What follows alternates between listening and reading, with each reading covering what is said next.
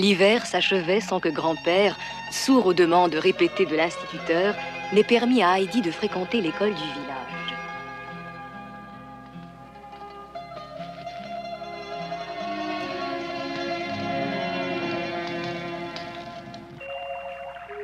Heidi allait connaître son 3e printemps au chalet. Déjà, la neige fondait et la nature se réveillait sous les chaudes caresses des vents du sud.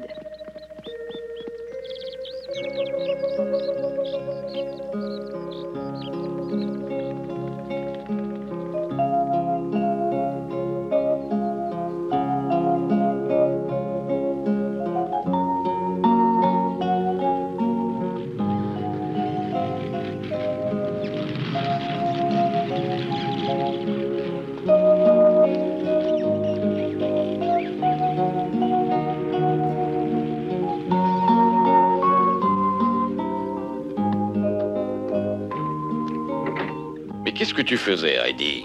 J'écoutais, il y a des bruits de printemps dans l'air. Des bruits de printemps? Oh, dis grand-père, tu veux bien que je me rende chez Pierre aujourd'hui? Je m'ennuie de grand-mère. Oui, ma chérie, tu ne cours pas de risque par un temps pareil. Le sol sèche vite sous ce beau soleil.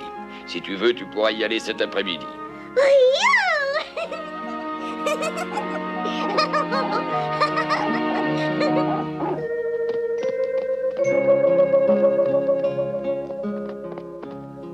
Quand est-ce qu'elle finira de fondre?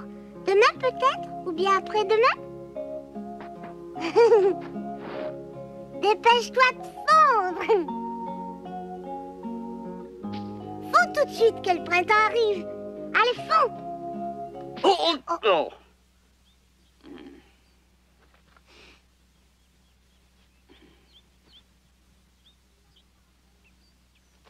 Je vous demande pardon, monsieur. Ce n'est rien, petite. Je voudrais bien que tous les enfants soient aussi enjoués. Tu ne serais pas Heidi par hasard? C'est moi. Vous allez bien, monsieur? Ah oui, merci. Comme tu es déjà bien élevée pour une petite fille si jeune, Heidi. Est-ce que ton grand-père est à la maison? Grand-père, il y a un monsieur qui veut te voir. Bonjour, mon ami. Est-ce que je vous dérange? Ah, bonjour, pasteur. Entrez, je vous prie. Ce n'est pas très confortable, mais asseyez-vous. Oh, merci. Il y a bien longtemps qu'on ne s'est vu, n'est-ce pas? Le temps passe vite. Je ne voudrais pas vous ennuyer, mais je me dois de vous parler, c'est important. Peut-être avez-vous deviné la raison qui me pousse à venir jusqu'ici afin de discuter avec vous. J'aimerais que nous puissions parler du problème qu'oppose l'avenir de votre petite fille, si vous voulez. Heidi, va donc t'occuper des chèvres et profites-en pour leur donner du sel.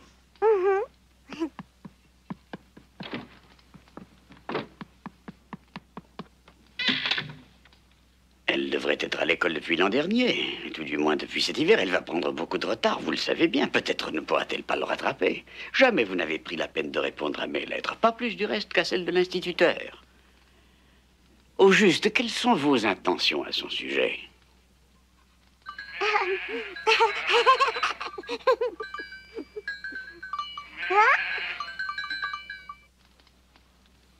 Mes intentions sont très simples. Je ne veux pas qu'elle fréquente l'école. Hein?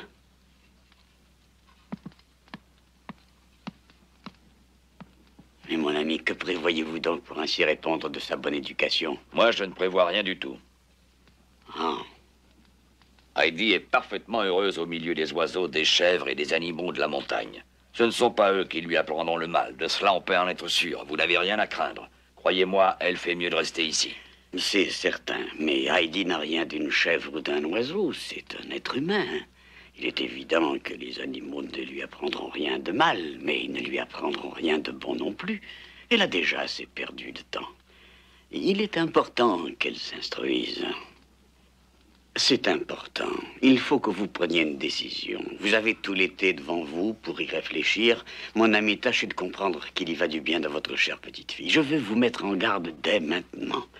Vous ne pouvez plus reculer. Reconnaissez que j'ai raison. Pas plus tard que l'hiver prochain, il est impératif que vous vous décidiez à laisser Heidi fréquenter régulièrement l'école. Je ne veux pas en entendre parler.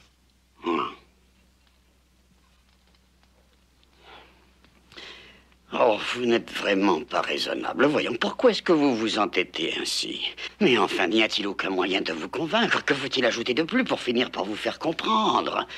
Vous-même avez vécu. Vous avez acquis de l'expérience ici et là.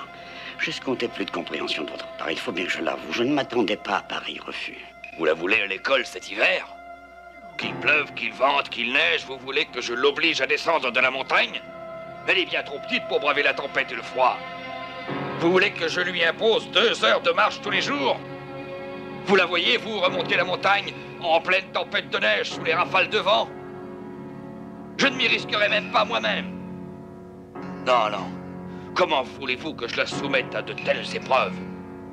Si vous la connaissiez, vous sauriez qu'elle se rendrait malade plutôt que de manquer l'école par des temps semblables. C'est un tout petit être sans défense. Cherchez donc à me la prendre. Moi, je vous promets de la défendre, oui. Jusqu'en cours, s'il le faut. On le verra bien si on pourra me l'arracher. Je n'ai pas peur, allez. Je le sais bien que vous n'oserez pas vous en prendre à moi. J'ai le bon droit de mon côté, voilà tout. Mais je vous approuve. Il est impensable qu'elle subisse tout cela. C'est une bien trop petite fille. Elle n'est pas en mesure de se débrouiller toute seule. Mais écoutez-moi, il est bien évident que vous l'aimez, votre chère petite Heidi. Pourquoi ne pas venir habiter au village à Dorfli? Faites-le donc pour elle. C'est vraiment ce qu'il reste de mieux à faire. Vous n'aurez pas à vous en repentir. Je vous en prie encore. Ça vaut sûrement la peine d'y penser à nouveau. Faites-moi confiance. Venez donc au village, je vous dis. Pourquoi vivre seul dans la montagne en marge de Dieu et des hommes? Vous croyez vraiment que c'est une vie? Et s'il vous arrivait quelque chose un jour, hein? Qui s'occuperait de votre Heidi? Vous avez l'habitude des rudes hivers, vous le dites vous-même, n'est-il pas vrai? Mais Heidi est bien trop petite pour y faire face, je le vois bien. Venez donc au village, vous n'avez pas le choix.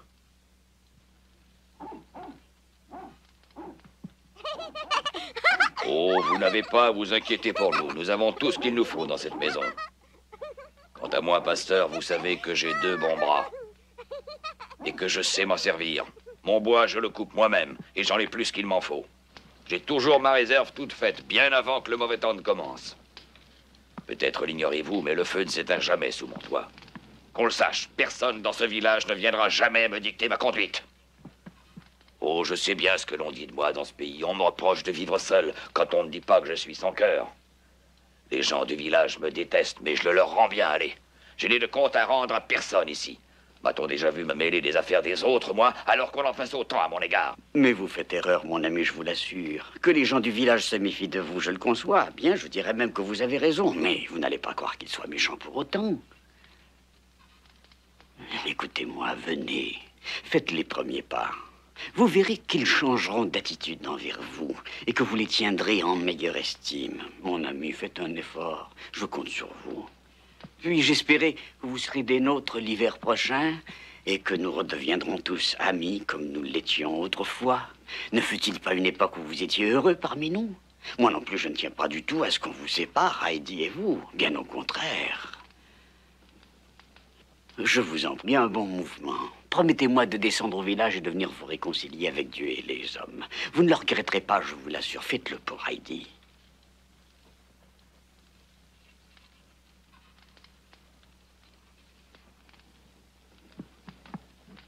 Je ne doute pas de votre grande bonté, pasteur, mais malgré tout ce que vous venez de dire, vous ne m'avez pas convaincu.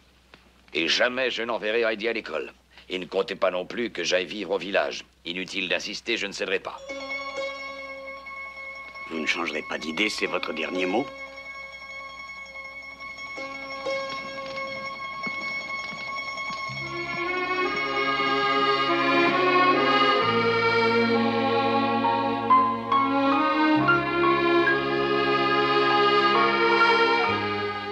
Monsieur, est-ce que vous partez déjà?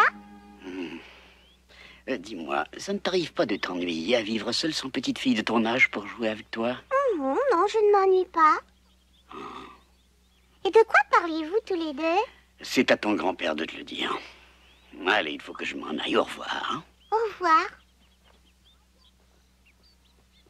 À bientôt, monsieur.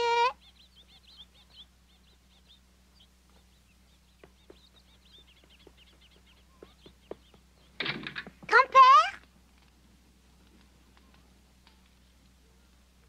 Grand-père, dis-moi, qu'est-ce qu'il voulait, le monsieur?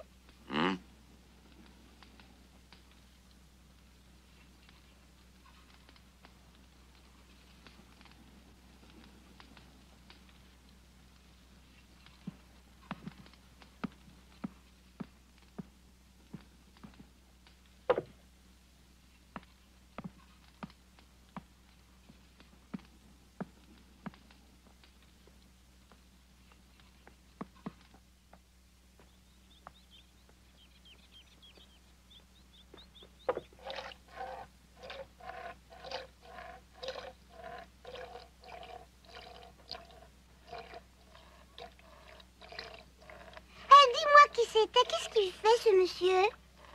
Laisse, cela ne te concerne pas, ma chérie. Oh, bon, je croyais. Grand-père, est-ce que je peux aller voir grand-mère? Il fait très beau, tu sais. Non, non, une autre fois. Oh, mais tu as dit oui tout à l'heure. Tu m'as dit que je ne courais plus de risques. Non, mais est-ce que tu vas rester tranquille, toi?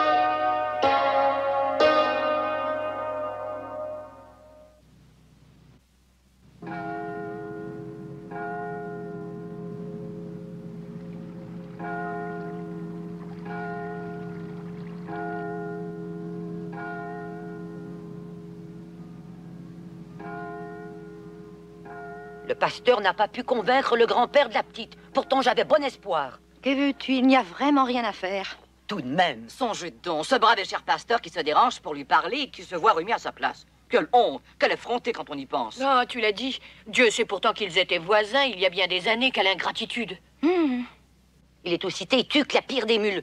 Mais s'il ne veut pas envoyer cette pauvre enfant à l'école, que va-t-elle devenir? Oui, dans cette affaire, c'est elle qui est à plaindre. Vouloir élever une enfant tout seul, c'est de la folie, voyons. Ah, ça, vraiment, je ne comprendrai jamais une telle mentalité. Oh là! Oh! Hein? Tiens, c'est une dame. Elle vient de la ville, on le voit à ses vêtements. Laisse-moi voir. Tenez. Voilà pour vous. Merci, et au revoir.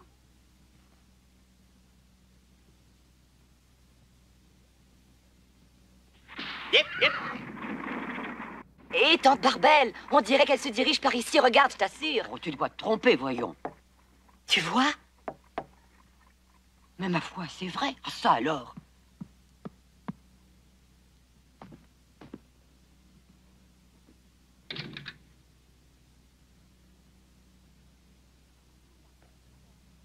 Bonjour, Barbel. Alors, tu ne me reconnais donc pas? Longtemps qu'on ne s'est vu, hein? Oh, je n'en crois pas, messieurs. Si je m'attendais à celle-là, alors... Oh, Mais oui, c'est Date, je n'en viens pas. Et on ne l'aurait pas reconnu. Oh, je suis si contente de te voir, Dave. Moi aussi. Tu as l'air d'une vraie dame. Oh, quelle élégance, quelle fière allure. Hein, Nessa? Je vous en prie, vous allez me faire rougir. Vous avez tous reconnu cette voyageuse.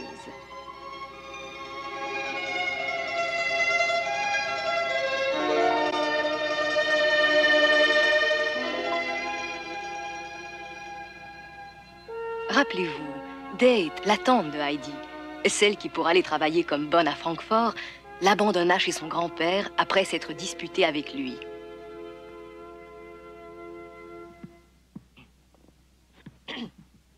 Je vous ai interrompu? De quoi donc parliez-vous avant que je n'arrive? Eh bien... écoute, Date, je vais te dire. Cette histoire, c'est ta faute, après tout. Hein?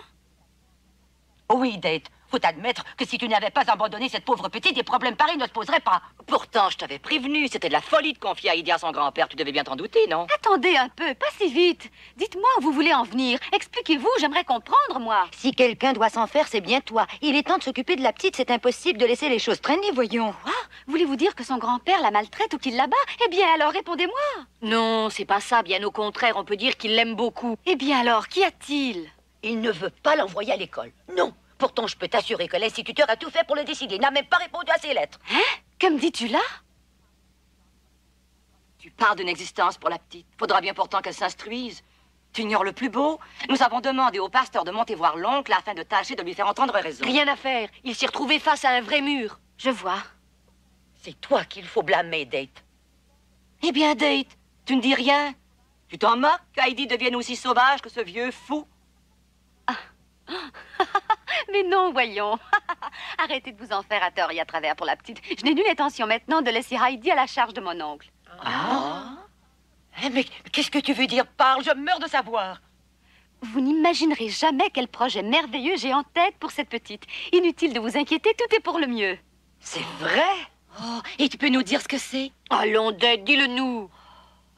Enfin une bonne nouvelle. Je vais nous préparer du thé. Elle aura tout le temps de nous l'expliquer. Oui, c'est une bonne idée, ma tante. Mais c'est moi qui vais aller le faire.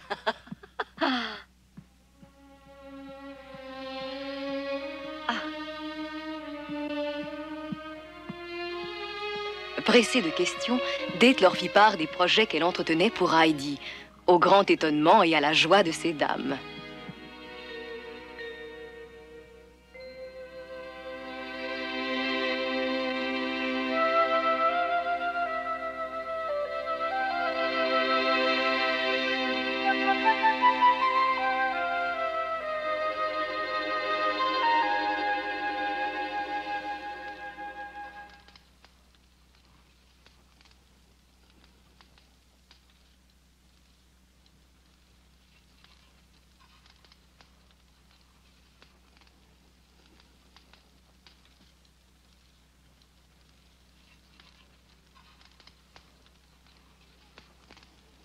Grand-père, tu veux bien que j'aille voir grand-mère aujourd'hui?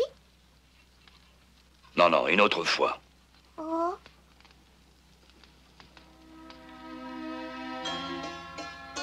Et grand-père ne desserra plus les dents de la journée, préférant s'enfermer dans le silence.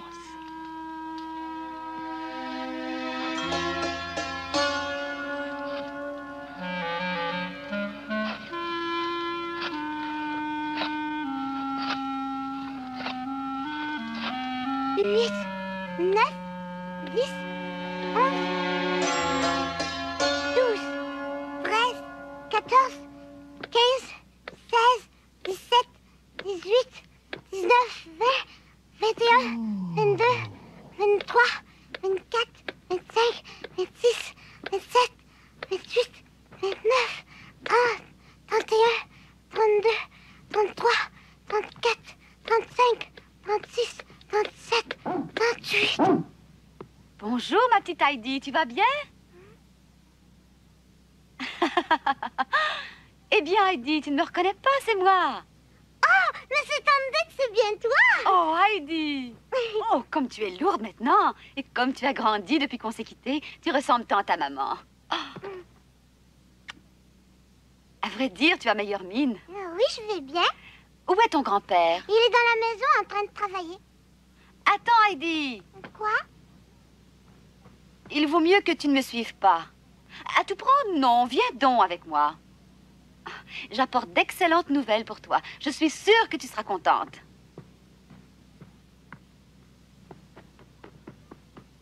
Hé, grand-père, regarde, c'est Tante Date qui nous rend visite. Ah, bonjour, oncle de l'Alpe.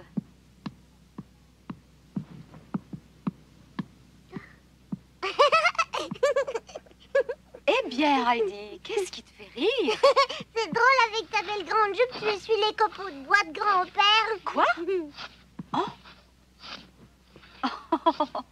Ce n'est rien. Il n'y a pas à en faire. Si vous voulez, ne perdons pas de temps. J'ai des choses importantes à vous dire. Quoi? Des choses importantes? Qu'est-ce qui se passe? Il s'agit de ton avenir, Heidi. Oh, j'oubliais. J'ai là un petit cadeau pour toi. Tiens, un sac de bonbons. Oh, merci, Tante Date. Mon oncle, j'en ai aussi un pour vous. Je ne me rappelais plus très bien quel était votre tabac préféré.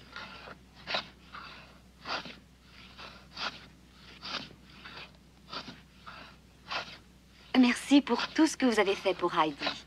À la voir si gaie, je me rends bien compte qu'elle n'a pas été malheureuse ici. Heidi, va jouer dehors, s'il te plaît. J'y vais.